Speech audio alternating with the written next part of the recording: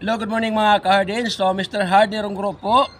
So, kumusta po kayong lahat? So, ngayong umaga po, nandito po tayo sa aking mga patid po na sili.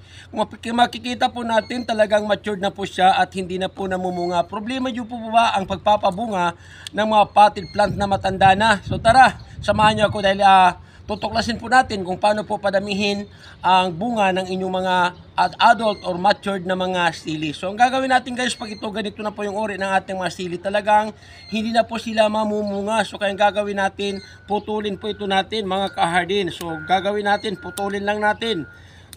Yan.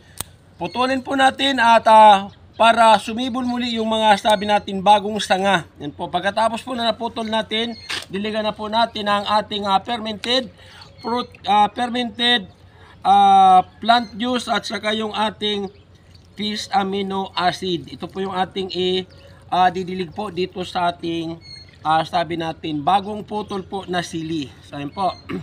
At talagang hahayaan po natin sa mga ilang araw talagang magsisimula na pong sumibol yung mga bagong dahon at bagong sanga nitong ating pinutol na sili. Pagkalipas po ng isang buwan, ito na po yung resulta ng ating mga pinutol na sili. Makikita nyo ito yung mga pinutol na sili.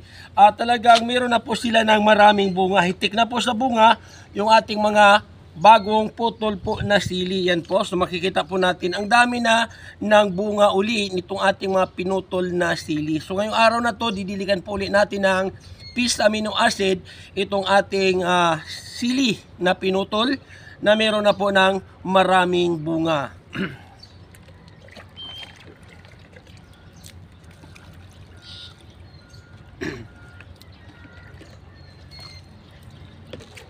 Yan po guys, nakita nyo natin yung isang sabi natin sili na pinutol.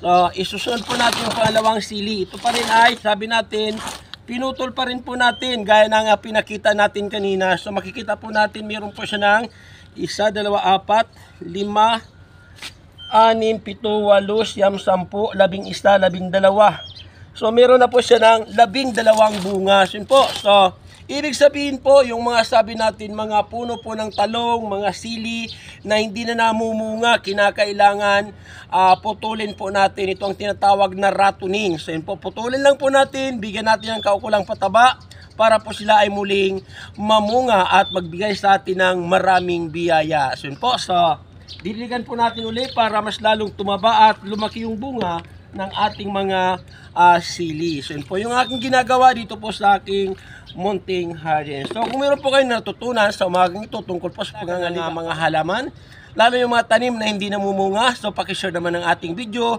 at pakilike na rin po at sundan po ako sa aking Facebook page at George T. Rapsing Farms, sa aking YouTube channel at Hardin Ronggro at syempre sa aking Facebook account at George Tobiro Rapsing. So maraming salamat sa inyong panonood. Thank you so much everyone. See you again in my next video. Bye bye. God bless you all and follow for more.